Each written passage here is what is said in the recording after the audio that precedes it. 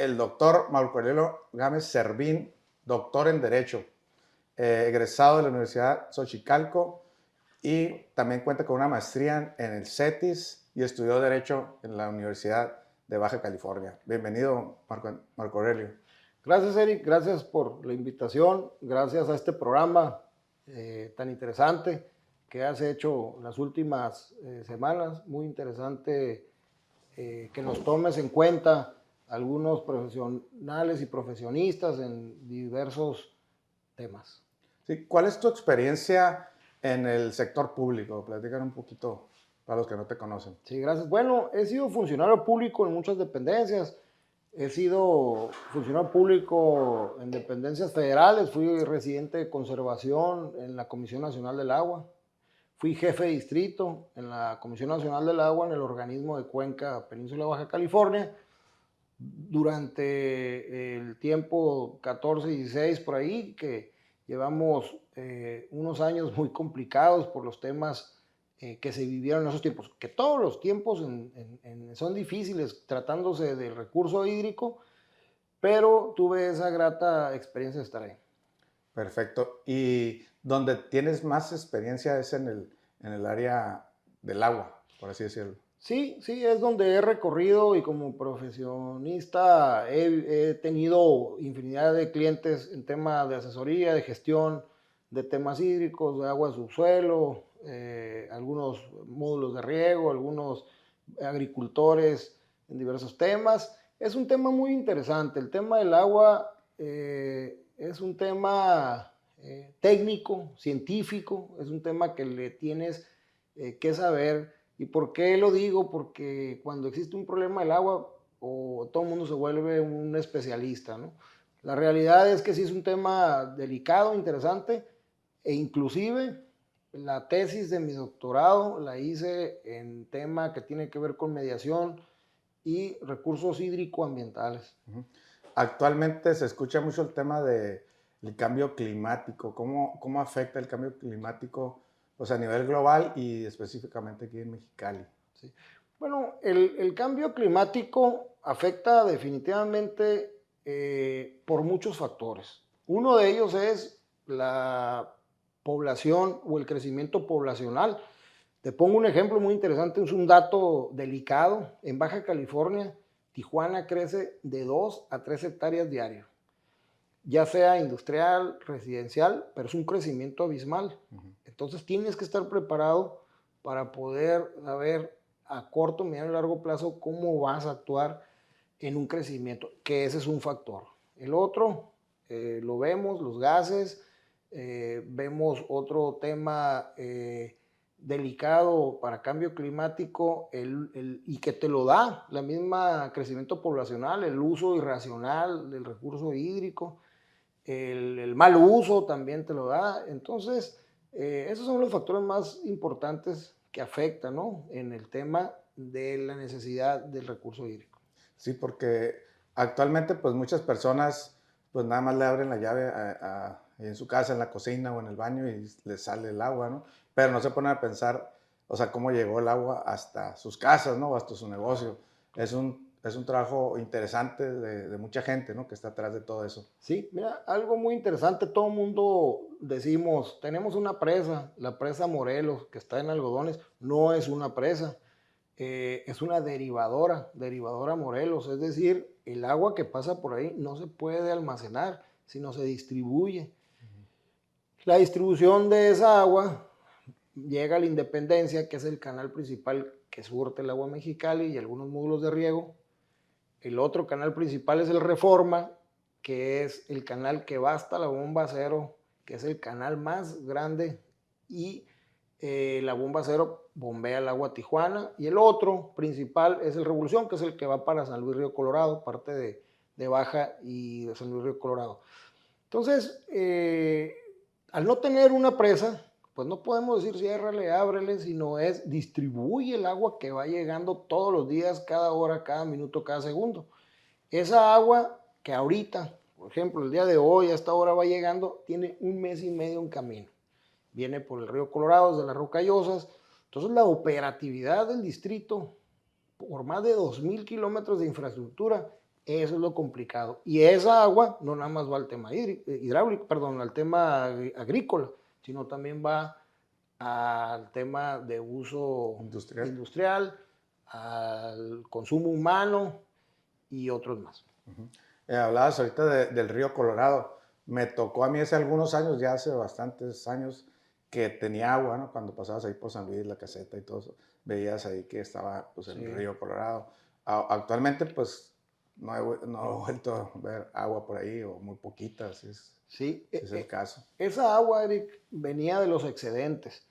México tiene una dotación de agua y esa agua va en específico a 206,000 hectáreas que al principio se dotaron de tierra y agua en 1944, que de ahí proviene el tratado, pero había mucha agua, llovía en Laughlin, llovía en Nevada, aparte Estados Unidos tenía el río Colorado, había un deshielo grande y se venía en grandes cantidades, por lo tanto el río Colorado tenía agua y se inundaba y de ahí viene, o de ahí era el agua de la Laguna Salada, no sé, algunos que estamos más grandes y otros más grandes que tu servidor, podías ir a veces a San Felipe y no había pasada porque, o a Tijuana y la carretera ahí pegada a la Laguna Salada estaba lleno, a veces no había paso, ¿no? De tanta agua, pero era de excedentes. Ah, ok.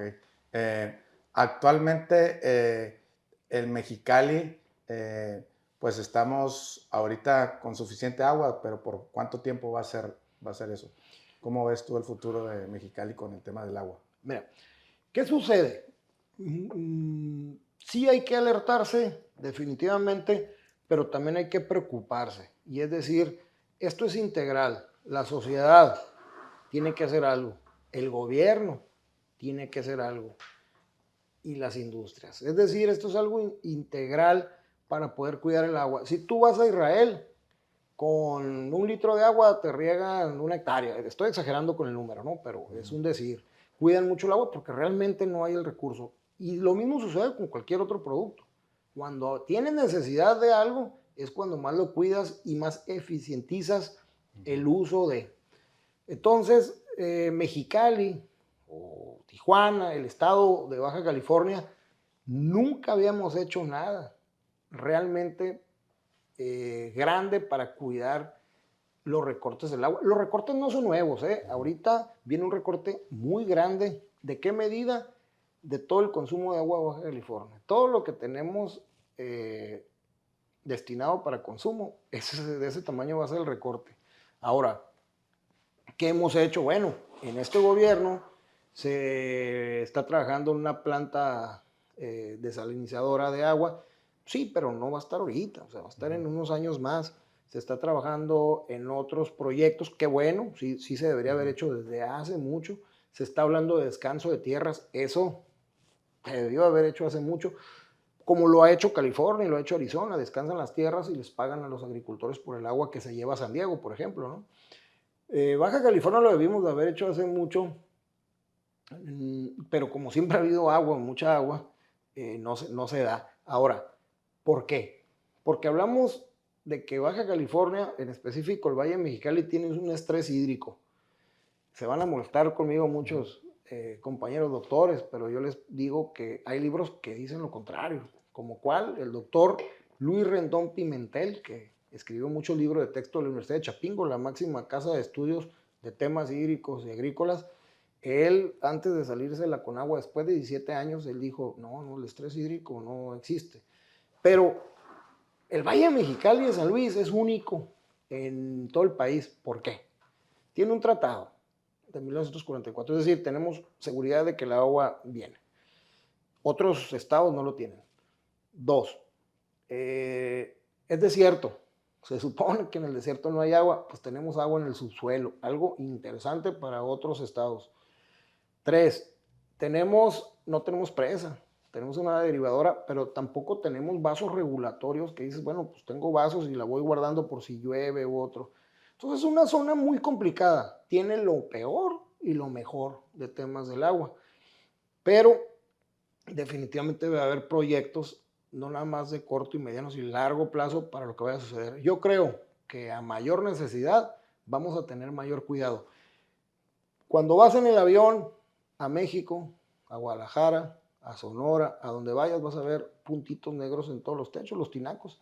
Nosotros somos un estado y una ciudad que no tenemos tinacos porque tenemos la gran ventaja, tú lo acabas de decir, de poder abrir el agua y que salga. En Tijuana hay ahorita más de 400 colonias. Ya no sabes si le vas a abrir y va a salir el agua. Dicen algunos que por reparaciones, la realidad es que por muchos factores no tienen, pero eso se va a venir viendo más seguido y vamos a tener que hacer cosas para tener agua segura. Okay. Como tipo Monterrey o Hermosillo, ¿no? Es que hay correcto. como tandeos o ese Así tipo es. de soluciones como temporales, ¿no? Para pues, los habitantes, ¿no? De las ciudades que pues, se requiere esa agua y pues no está para todos, ¿no? En el momento que lo requieren. Así es. Ahora, sirve, yo siempre he dicho, compren sus tinacos. Oye, Marco, pero lo ocupo. Sí, pero tú mismo te mides. Cuando un tinaco sabes que te va a rendir 1,200 litros para una familia de 4 o 5 en una semana, hasta la vas a cuidar. Entonces nos vamos a volver muy cuidadosos. ¿Sabes qué hace falta, Eric? Hace falta la cultura del cuidado del agua. Esa no se promueve.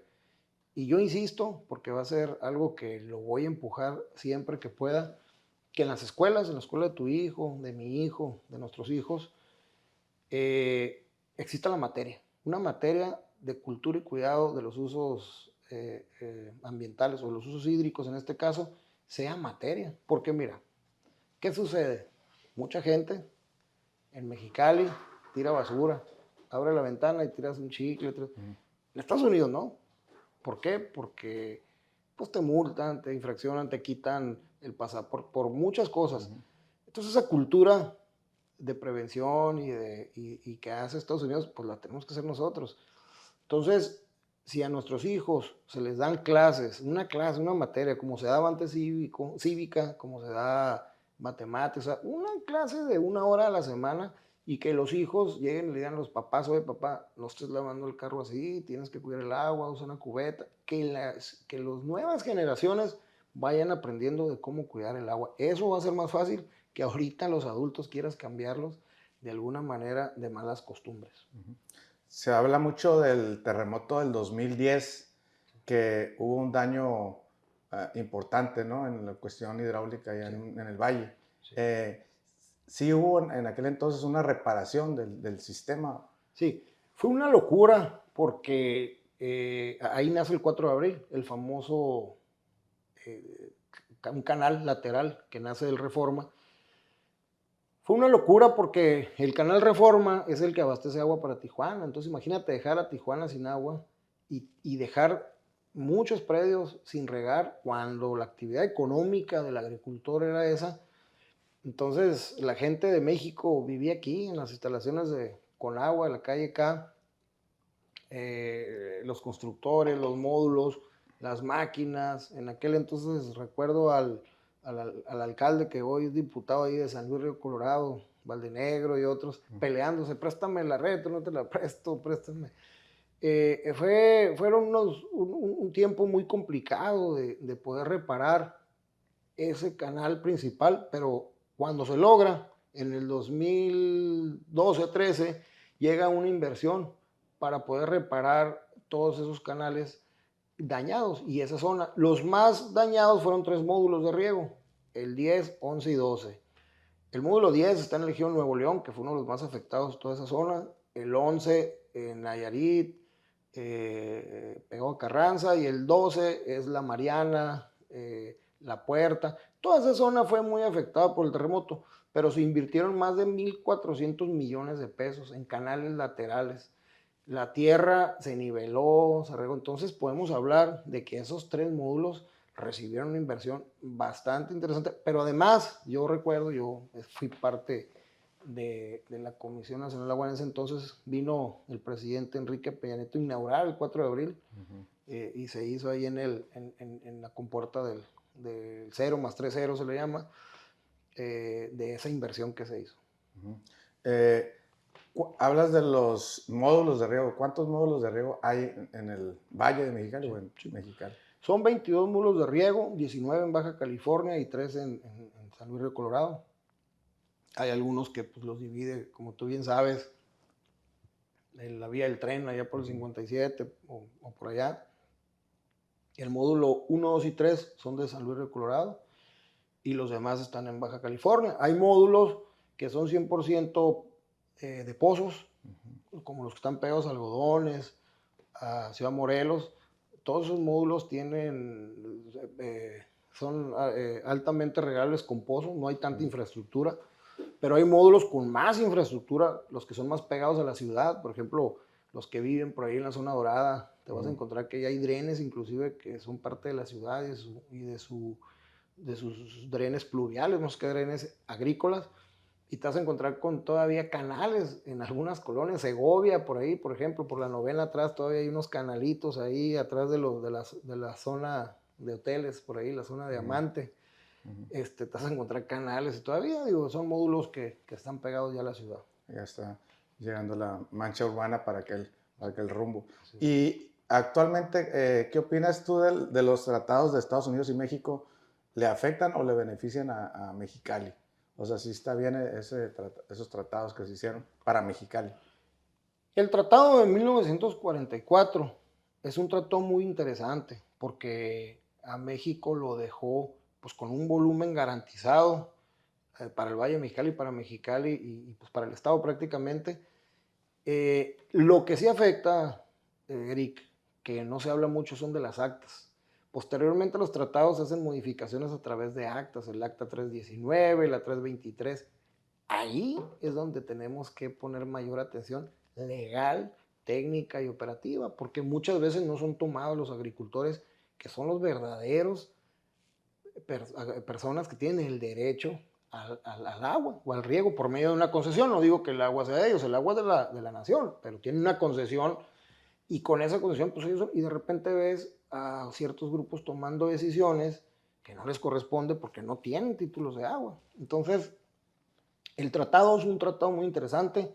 Lo que debe cambiar, Eric, es, por ejemplo, hay un reglamento del distrito del Valle de Mexicali y de San Luis que data de 1958 y no hay otro. Entonces, la Ley Nacional de Aguas en estos tiempos va a sufrir cambios. Qué bueno, siempre a mejorar y a modificarse. El 2014 tuvo uno, ahorita va a tener otro, pero el reglamento es muy ineficiente, pues, por el tiempo que ha habido. El tratado nos ayuda a nosotros y le ayuda a Estados Unidos, porque en el mismo tratado de 1944 se estipula que vamos a recibir 1.850 millones de metros cúbicos de agua, pero también por el río Bravo les vamos a regresar agua pues, a los norteamericanos. Al año, esa cantidad. Es al año. El ciclo del agua es diferente al ciclo fiscal o al ciclo normal. Son 365 días, pero el ciclo agrícola inicia en septiembre. Ah, ok, septiembre. Ah, buen dato ese.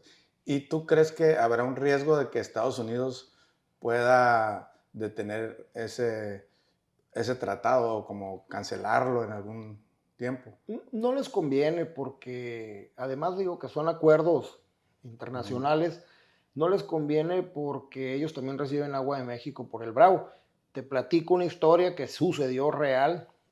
No sé si recuerdas un huracán muy fuerte que pasó allá por el lado del Bravo y se estaba inundando y le estuvimos mande agua, pues estábamos inundados prácticamente. Pudimos haber pagado una deuda porque le debemos agua a Estados Unidos y pudimos haber pagado una deuda con el agua que enviamos del Bravo, pero Estados Unidos nos dijo, esa agua yo no te la pedí.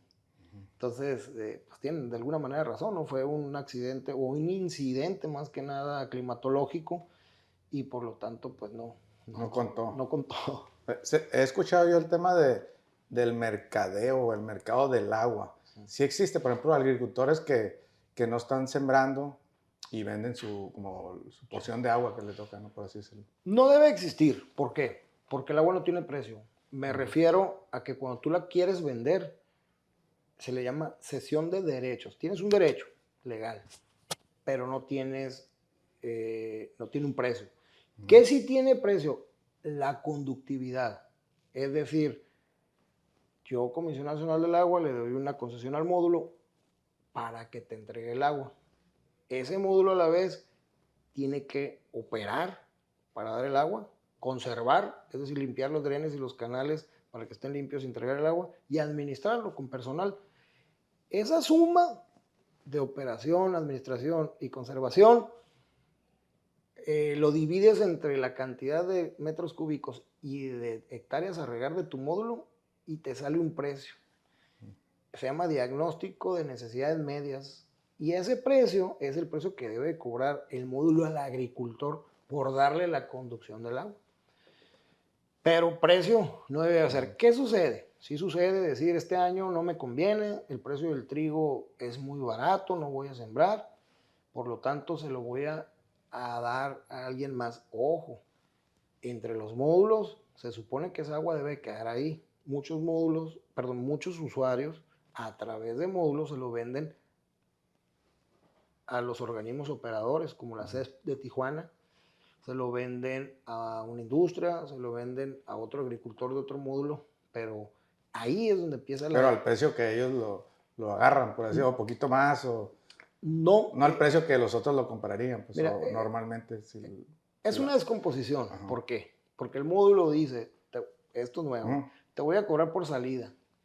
A ver, espérate, módulo, pues el agua es de él, pero es cada quien de acuerdo. La máxima autoridad en un módulo es la asamblea, entonces si ahí se decidió, pues se acepta. Pero entonces ya tienes un cobro por salida. Y luego la mandas a otro módulo y ya tú se lo puedes ofrecer o al módulo o se lo puedes ofrecer a un agricultor de otro módulo.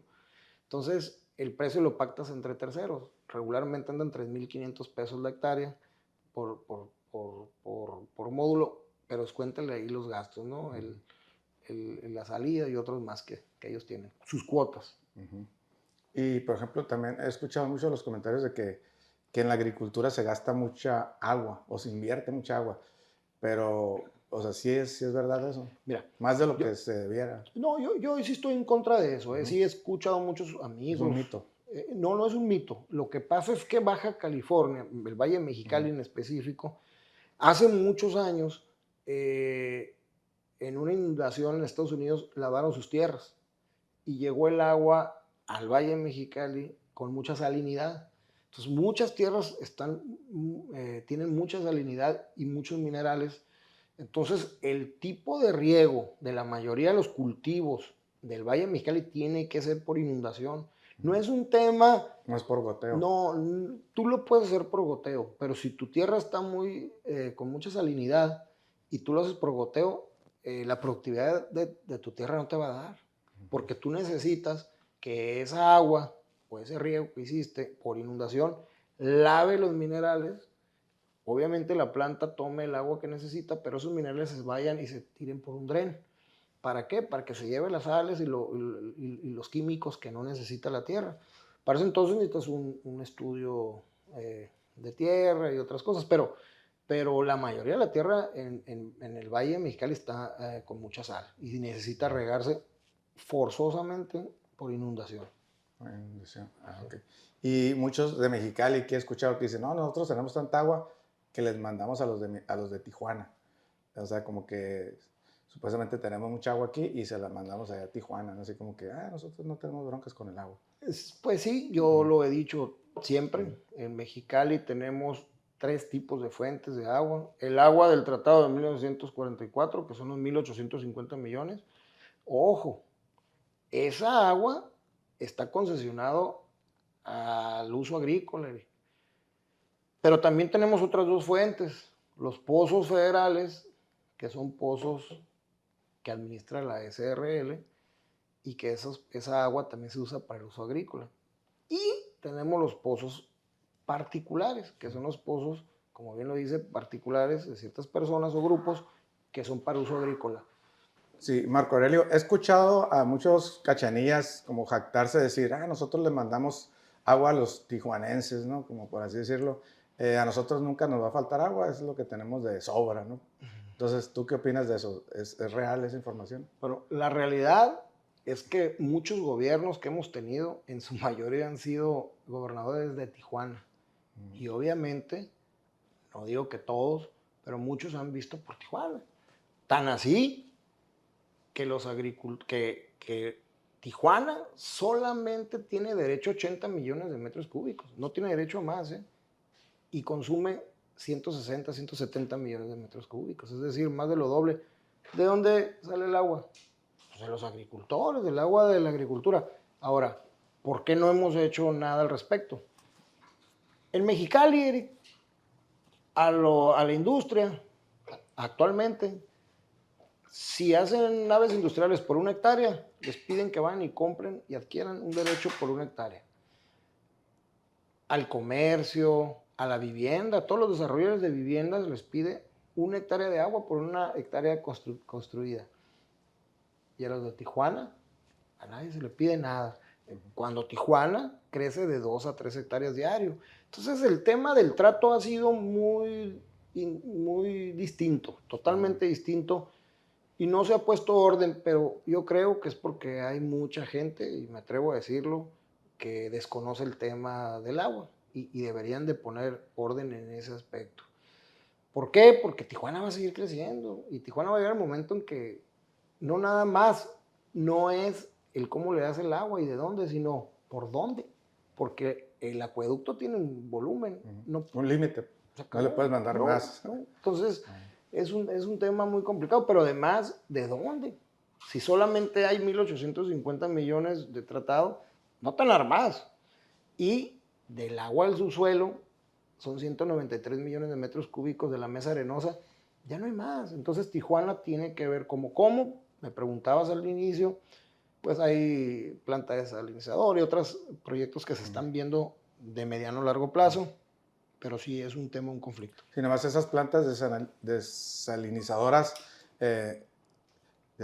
esas pues son como a través de un tercero, ¿no? Contratos privados que pues son como contratos ahí, no sé si convenientes para la ciudadanía, ¿no? Que los pagas con los impuestos, ¿no? Que cada quien paga en el recibo del agua, pues esa agua que te está beneficiando, ¿no? Yo creo que debe... Como 20 años el contrato o algo así. Pues debe de ser justo. Mira, yo en ese tema desconozco. Lo que sí estoy de acuerdo es que si el agua pasa por Mexicali, que es lo que dicen los mexicanos, ¿saben? Nosotros tenemos mucha agua. Pues sí, porque por aquí pasa y tenemos. La realidad es que nosotros tenemos derecho a 82 millones de metros cúbicos en Mexicali y no nos la acabamos. O sea, nos ocupamos 70, 80 millones, o sea, no todo. Pero ¿qué sucede, Eric?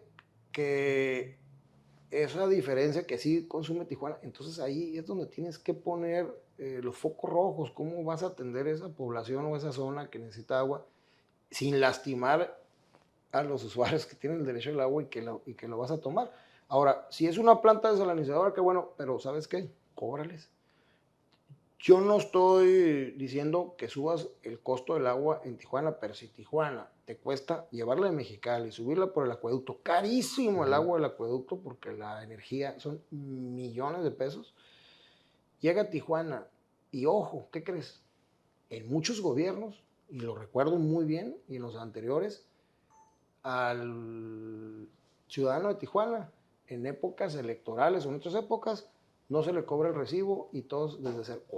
¿Cómo? Eso es atroz, porque si bien a Mexicali ya se nos está cobrando el agua alto, ya el uso comercial es muy alto en agua, tenemos ya miedo de que se nos rompa un tubo, tenemos miedo a que dejen la manguera abierta, cualquier otra cosa, que está bien que es el tema del uso del agua, pero creo que Mexicali ha sido tratado diferente en muchos factores, simplemente la luz.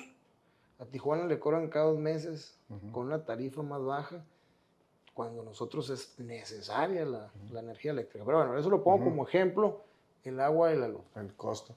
Y platicábamos también de que anteriormente existía la SARCH y ahora es la Conagua. Sí. ¿Qué diferencia hay? O si es lo mismo, nada más se cambió de nombre. Sí. Cuando era SARCH, hace casi 30 años, la manejaba el gobierno federal.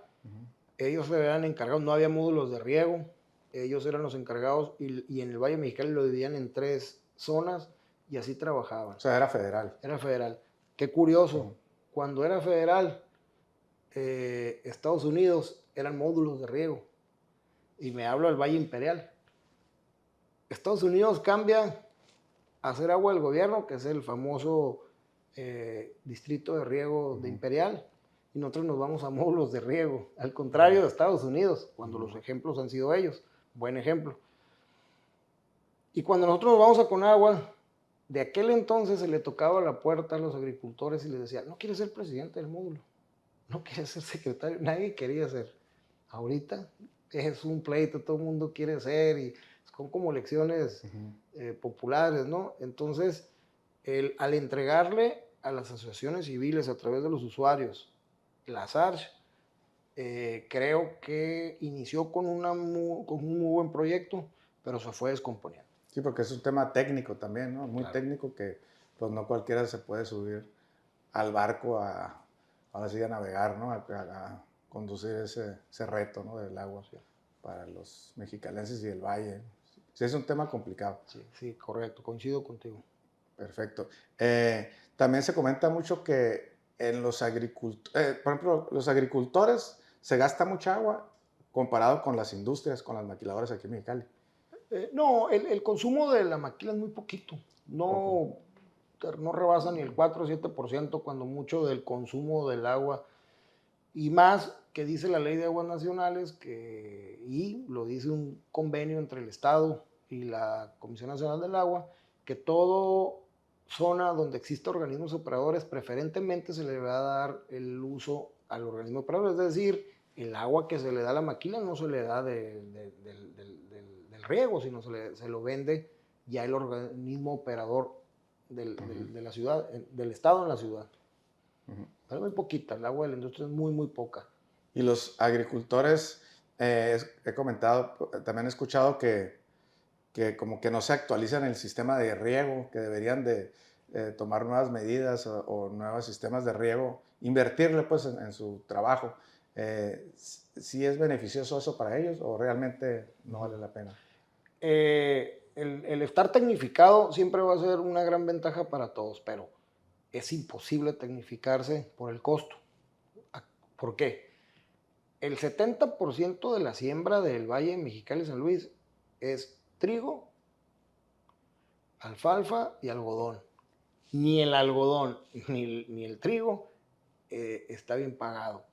Entonces, si tú vas a ganar 2,000 pesos por tonelada en el trigo, es decir, te van a quedar 100,000 pesos por 20 hectáreas, 150,000, lo que te quede, pues ¿de dónde vas a pagar una tecnificación? Yo recuerdo a un secretario de Agricultura del Estado, que vive en San Quintín, por cierto, y siembra tomate. Cuando yo estuve en la Comisión Nacional del Agua, teníamos muy buenos, Valladolid, teníamos muy buenos retos, porque siempre me presumía, en San Quintín, con bien poquita agua, sembramos tomate y bien pagado, y todos tenemos dinero, sí, pero si tú quieres que sembremos tomate en el Valle de Mexicali, si el tomate valía 60 pesos, pues va a costar 3 pesos de tanto tomate. Entonces son temas que hay que revisar, pero en el tema de la tecnificación, pues ¿de dónde? O sea, el gobierno no te pone dinero para la tecnificación, el agricultor lo tendría que invertir. Entonces, si tú eres dueño de 20 hectáreas, ¿de dónde vas a sacar? Ya no hay programas como para los agricultores, para apoyo de la agricultura en México. Hace algunos años existía el Proagro o el Procampo, pero ya dejaron de existir. No hay programas de inversión o de tecnificación como sí específicos como se daban antes. Sí es cierto, había muchas quejas, ¿no? De que el dinero a veces los programas no se utilizaban para tanto. Lo usaban para otra cosa. Sí, pero sí había gente que sí los utilizaba para lo que era. Entonces se fueron perdiendo los programas y pues menos dinero hay. Entonces un agricultor, para empezar, es una suerte el saber cuánto vas a ganar. ¿Por qué? Te platico, este tema siempre me gusta platicarlo porque es muy interesante. En septiembre inicia el ciclo agrícola, pero entre julio y agosto, la Conagua, a través de sus módulos, le deben de decir al agricultor, ¿qué vas a sembrar? Pues voy a sembrar, no saben, porque no hay precio de venta, el precio inicia en enero. Entonces, ¿qué vas a sembrar? Si no hay, y eso es lo que pelean muchos agricultores que dicen, ¿cuál es el precio? ¿En cuánto me van a comprar a mí? Que le llaman precios de garantía. Para saber a qué le vas a tirar, ¿no? ¿Sí? Entonces, bueno, pues la verdad es que no hay precios de garantía. Bueno, voy a sembrar trigo porque es lo más barato, es donde consigo semilla, donde me pueden prestar. La realidad es que no se hace como tal eh, ese estudio de los módulos para decirle, así ocupo el agua porque voy a sembrar trigo. Entonces, en septiembre inicia el ciclo agrícola, octubre, noviembre, siembras, llega la cosecha y llega en enero y te dicen, mira, 4,000 pesos por tonelada, cuando tu costo de producción fue de 3,600 o hasta 4,000. Entonces, imagínate, trabajaste, barbechaste, pagaste agua, fertilizante, semilla, para quedar a tablas, pues y luego, ¿no? Y se te descompuso el tractor y las piezas. Entonces, el tema de los precios de garantía es algo complicado en el Valle de Mexicali y también el del qué sembrar. Muchos dicen, oye, hay que sembrar reconversión de cultivos. El dátil es un negociazo. Sí, nada más que una planta de dátil, una palma, te va a dar fruto en 7, 10 años. Y luego, Es a largo plazo. ¿qué haces en 7, 10 años? ¿Qué le das de comer a tu familia? Entonces, el reto del agricultor es muy complicado. Sí, es un tema que es difícil, pero ¿qué crees? El Valle de Mexicali tiene unas tierras excelentes de siembra. Tenemos 170, 160,000 hectáreas de tierra cultivable. Entonces, tiene que haber algo, va a haber algo. Yo creo que tarde o que temprano se va a poder hacer algo. Uh-huh. Por ejemplo, hace poco, hace unos meses pasó en Culiacán, ¿no? O en Sinaloa que los agricultores prefirieron tirar su cosecha que venderla o regalarla, ¿no? Entonces, como que fue una cuestión ahí también como política o algo así que se metió el gobierno, ¿no? Sí. De que, pues, sabes que me la estás comprando casi regalada, pues prefiero. Y se veían los videos, pues que los agricultores pues, no estaban de acuerdo, ¿no? Con el precio que les estaba, o no sé si como el apoyo que le estaban dando o algo así, fue una cuestión. Podría pasar algo similar aquí en el Valle, en Mexicali. ¿Qué sucede? Aquí hay un tema muy interesante, por eso los agricultores piden que el gobierno se meta más, porque existen empresas que apoyan a los agricultores, que se le llaman habilitadores. El habilitador te dice, a ver, ¿cuánto dinero ocupas? ¿Qué vas a sembrar? Trigo. Okay. ¿Cuánto ocupas? No, ocupo para comprar fertilizante, semilla y debo agua para pagar. Ok, te voy a prestar 2,500 pesos por hectárea, por tonelada. Entonces, el habilitador te dice, cuando vayas cosechando, me vas pagando un producto. Pero el primer factor difícil es que no sabes cuánto cuesta. O ellos te ponen el precio, te lo voy a pagar a 3,000. Espérame, pues me pagaste 2,500. ¿A poco me van a querer 500 pesos por tonelada? Sí. Y ¿sabes qué? Y no me has entregado. Y entonces, muchos agricultores en otros años sacaban viajes por fuera y los vendían de tal manera que se recuperaban. Uh-huh. Entonces, todos esos factores también fueron afectando la relación habilitador y todo. Pero los agricultores piden una cosa. Dicen, ¿por qué no el gobierno nos ayuda a abrir la puerta para exportación? Por ejemplo, el trigo de Baja California es un trigo muy bueno. ¿Por qué no abrieron la puerta comercialmente con Italia, que consume mucho trigo? Entonces, podérselo vender. ¿De qué? Hay dos tipos, ¿no? El panificable y el otro. Pero actualmente no hay ningún tratado.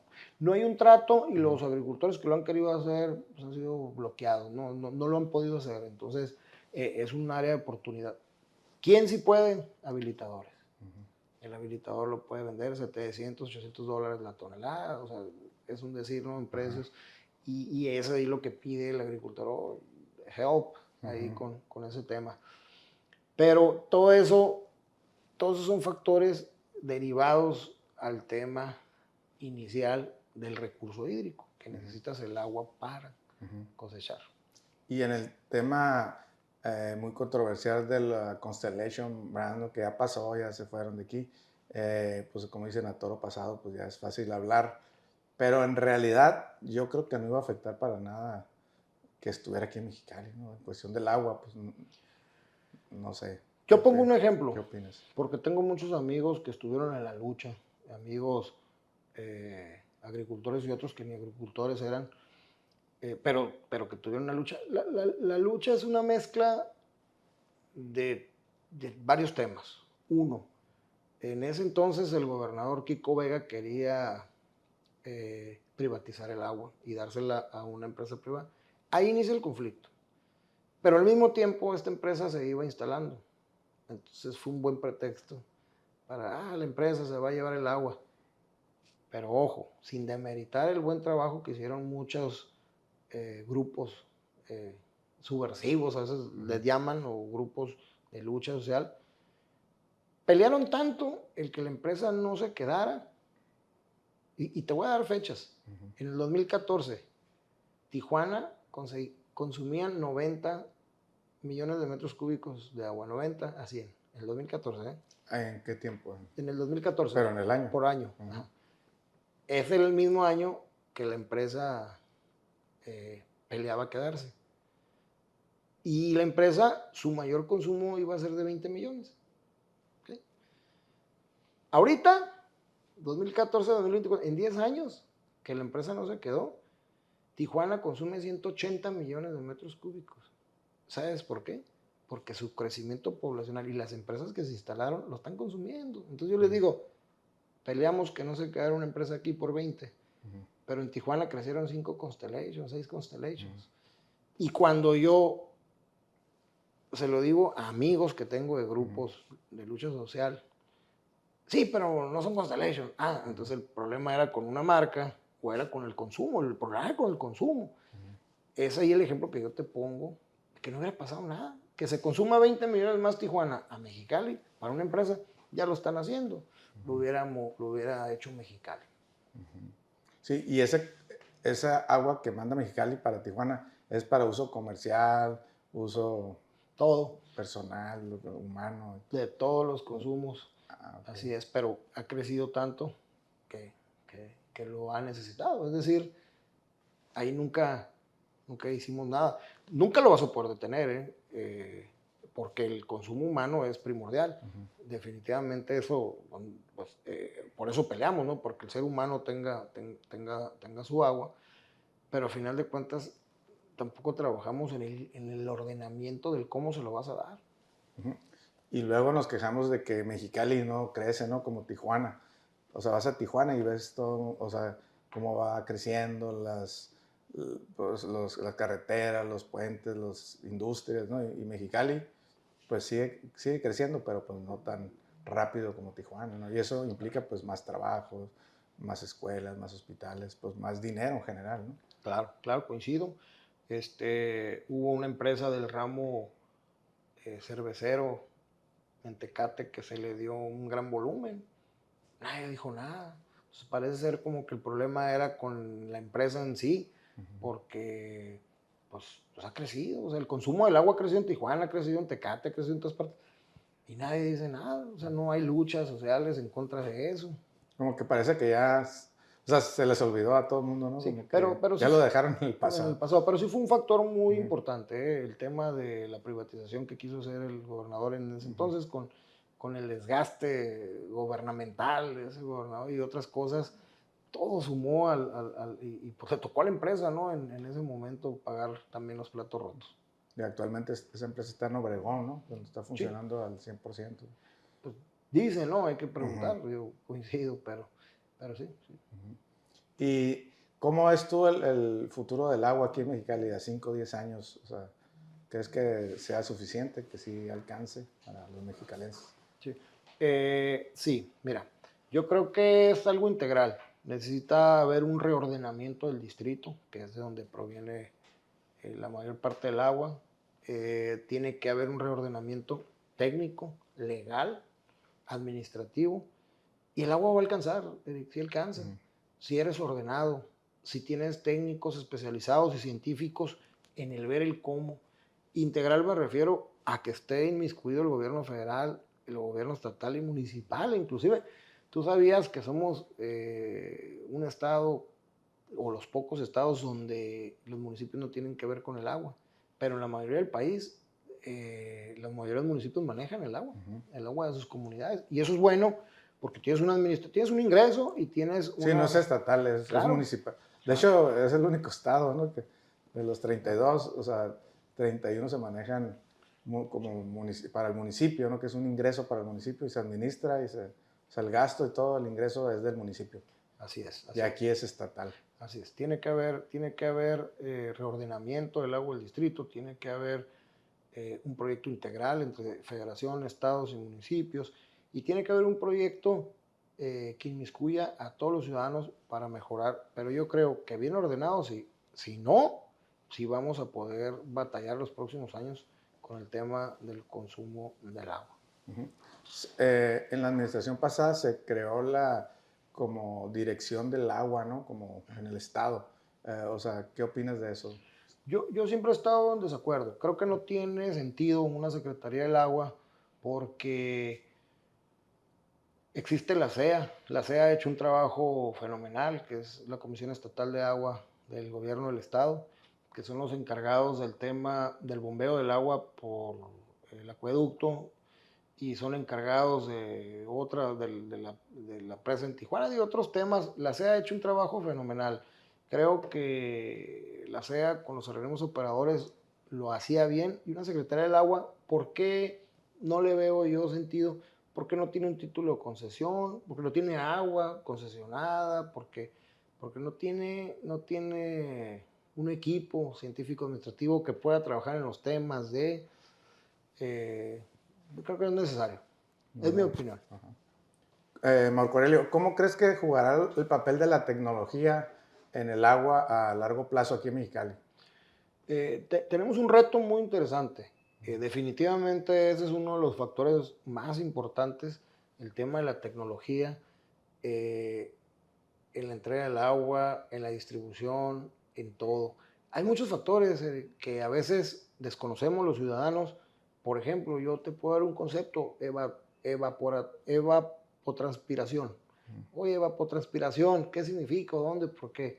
Bueno, mira, hay todavía muchos tramos de canales principales donde el agua se evapora y por la transportación no tiene losas y el agua se infiltra. Y tenemos una pérdida bastante grande. Sí, yo recuerdo Se esfuma, pues sí, se esfuma. claro. En el 2014, el doctor Luis Rendón Pimentel, jefe de Distrito Nacional, hizo un análisis para poder encementar 18 kilómetros de Revolución, por ejemplo, un canal de San Luis, y vamos a recuperar un 14% del volumen del agua que pasa por ahí. Era bastante. El canal Reforma, que pasa por todo Mexicali y llega hasta la Bomba Cero, en un tramo por el Mulo 18, no tiene losas y es arcilloso, el agua se evapora, se transmina, entonces es un tema donde se tiene que tecnificar la entrega del agua. Ahora, yo he estado hablando del tema agrícola, pero también del consumo humano. Tiene que haber nuevas técnicas. No sé si te has fijado que en muchos baños ahora son de tanques más chicos o tanques que por dentro vienen modificados para menor consumo del agua y poderle bajar, regaderas, timings. O sea, debe haber una tecnificación total, integral, no nada más el agrícola, sino el consumo humano, el industrial. Hay muchas industrias, inclusive los hoteles, por ejemplo, que tienen reciclaje de agua, separación para aguas grises. Todas esas técnicas, o todo eso técnico debe de ser obligatorio para los próximos años. Sí, porque por ejemplo en la zona costa, que hay bastantes hoteles y todo ese turismo, pues consumen bastante agua, ¿no? Todos esos hoteles y todos esos condominios. Entonces es fuerte ese gasto de agua, ¿no? Sí, Para las ciudades de ahí, ¿no? Ensenada, Rosarito, parte de Tijuana. sí, sí, sí. Ahí, ¿sabes qué me preocupa más? Y siempre lo digo, ¿no? Las descargas. Porque es agua que puedes utilizar, pero muchas veces se descarga la mayoría y además tenemos aguas contaminadas en el mar.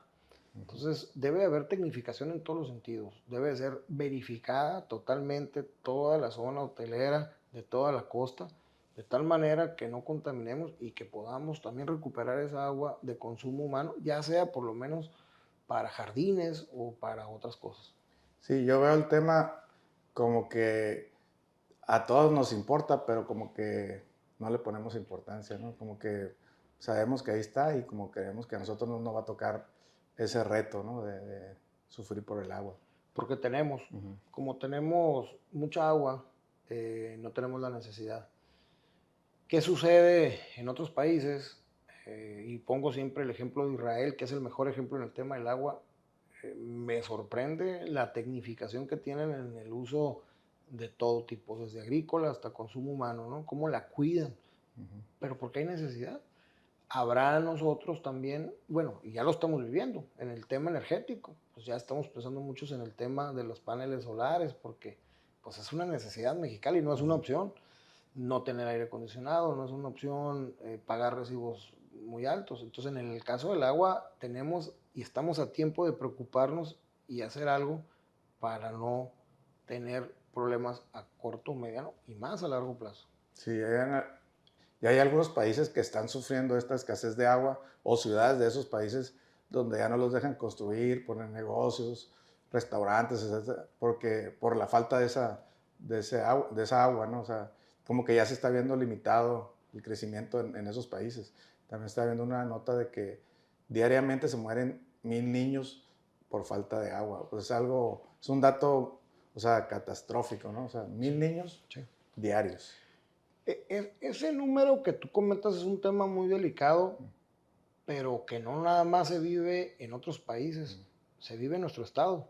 Te quiero platicar que más de 15 o 20 ejidos no tienen agua, consumen agua de los canales, pero y, y te pongo otro ejemplo, que todavía hay comunidades en Baja California, pegadas a San Quintín, por ejemplo, en el sur profundo, que no tienen agua, que son tinacos y les llevan con pipas.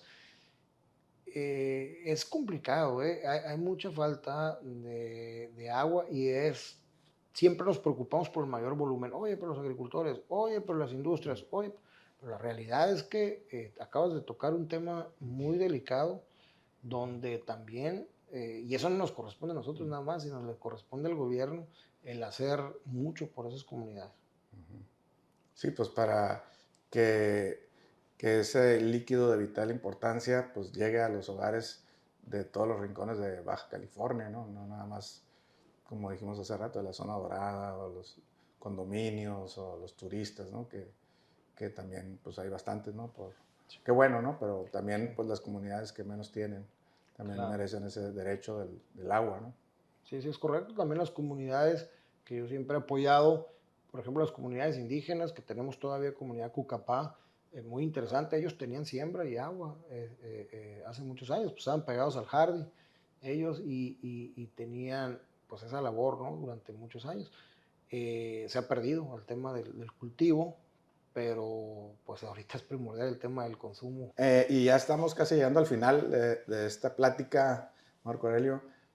Eh, ¿Qué le podemos platicar ya para terminar a los cachanillas del tema del agua? ¿Qué consejo les podemos dar? Sí, yo creo que el mejor trabajo que podemos hacer es la educación del tema del uso o del buen uso del agua, pero hay que trabajar en programas y en temas con nuestros hijos, con nuestra familia o nuestros nietos, los que tengan nietos. Cambiar los usos y costumbres, el lavar el carro afuera, el tirado del agua, el jarrón abierta, el tratar de bañarse con menos volumen de agua, tratar de cambiar el abrir y poner el cepillo de diente en un vaso de agua. Todos esos puntos interesantes que lo vean como un juego con su familia, no tienes idea de la cantidad que ayuda. Si un vecino se le rompe el tubo, deja la manguera abierta, ir y tocar la puerta, cerrarles, así les caiga bien o les caiga mal. Todo el tema del uso y la buena costumbre del agua tiene que venir de nosotros, es integral. No hay que dejarle todo al gobierno, hay que hacerlo por nosotros mismos y promover la cultura, así como promovemos la cultura de la paz, promovemos la cultura de la salud, hay que promover también la cultura del buen uso y cuidado del agua. Hacerlo por nuestras casas, es el mejor ejemplo. Yo pensé que nos ibas a decir que compráramos tinacos. Que comprar tinacos, ¿saben que la compra de tinacos se los recomiendo? Por cierto, ¿puedo decir marcas? Sí, claro que sí. Aquarrey es la mejor. Ajá. El tinaco es bueno porque tú te mides. Tú puedes decir, tiene un medidor el tinaco. ¿Sabes qué? No voy a usar agua, le voy a poner el medidor y voy a bañarme para ver un tinaco de 1200 litros, cuántos días me sirve o me ayuda. Y te vas a dar cuenta que tu recibo de agua va a ser menor al normal, porque vas a estar cuidando los litros de agua que tienes. Y no es un mal ejemplo, al contrario, nos estamos previniendo y cuidando a lo que puede llegar a venir si no tenemos agua en un mediano o largo plazo. Seguramente va a pasar, ¿no? Esperemos que en un muy largo plazo, pero probablemente lleguemos. No me gusta la palabra guerra, siempre soy enemigo de eso. Yo soy además promotor de la cultura de la paz, pero dicen que las próximas guerras no vienen por la falta del agua. Entonces, ¿para qué llegar a ese límite si podemos cuidar nosotros el agua? Bueno, pues excelente tema, Marco Aurelio, el agua, pues hay que cuidarla y pues nos vamos a seguir viendo por aquí. Muchas gracias por acompañarme y nos vemos en el pádel.